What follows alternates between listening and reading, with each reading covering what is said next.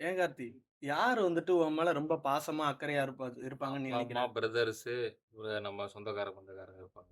அதெல்லாம் கிடையாது. அதுதான் பொய்யி. நான் ஒர்க் பண்ற கம்பெனி, அவங்க தான் இருக்கிறதுலயே வந்துட்டு என் மேல பாசமாவும், அக்கறையாவும் இருக்காங்க. உண்மையாவா? உண்மையா. எப்படி சொல்றேன்னு கேளு. எனக்கு 9 டூ 6 தான் ஜாபு. ஆனா 6 மணிக்கு என்னோட ஒர்க்க முடிச்சுட்டு போயிரணும். என் ஒரு டார்கெட்டு என் ஒர்க்க முடிச்சுட்டாலும், பக்கத்துல வாங்கி பண்ணு, அங்க வாங்கி பண்ணு, இங்க வாங்கி பண்ணுன்ட்டு பாசமா அப்படியே அங்க என்னைய இருக்க வச்சுக்க தான் பார்ப்பாங்க. இவ்வளோ பாசமாவா இருப்பாங்க? இவ்வளோ பாசமா இருப்பாங்க. அதுவும் வெள்ளிக்கிழமைலாம் வந்துருச்சுன்னு வையேன், பாசம் கொஞ்சம் அதிகமாயிரும். வெள்ளிக்கிழமை சாயந்தரத்துக்கு மேல தான் சொல்லுவாங்க, "நாளைக்கு ஒர்க் இருக்கு வந்துருங்க சனிக்கிழமை. நீங்க வந்துட்டு வேற எதுவும் பிளான் வச்சுக்காதீங்கன்னு" சாயந்தரமா சொல்லி என்னைய இருக்க வைப்பாங்க. அவ்வளோ பாசம். அப்ப நான் தங்குற இடமும், சாப்பாடும் குடுப்பாங்களே! தங்குற இடம், சாப்பாடு அது மட்டும் தான் கொஞ்சம் கம்மி. அதுவும் குடுத்துட்டாங்கன்னா, இன்னும் கொஞ்சம் பாசம் வந்துட்டு அதிகமா இருக்குன்னு அர்த்தம். மத்தபடி டீ, காஃபி எல்லாம் ஸ்நாக்ஸ்லாம் குடுப்பாங்க. சம்பளம் குடுப்பாங்க. அவ்வளோ பாசம்.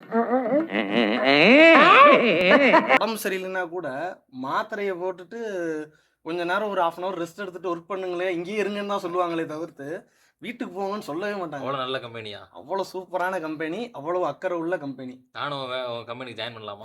இதே மாரியே பாசம் வச்சிருக்கிற, அக்கறை வச்சிருக்கிற கம்பெனில உங்க ஃப்ரெண்ட்ஸ் யாராச்சும் ஒர்க் பண்ணாங்கன்னா கமான் பண்ணுங்க. இதெல்லாம் யார்றா உன்ட்ட கேட்டா? யார்றா நீ?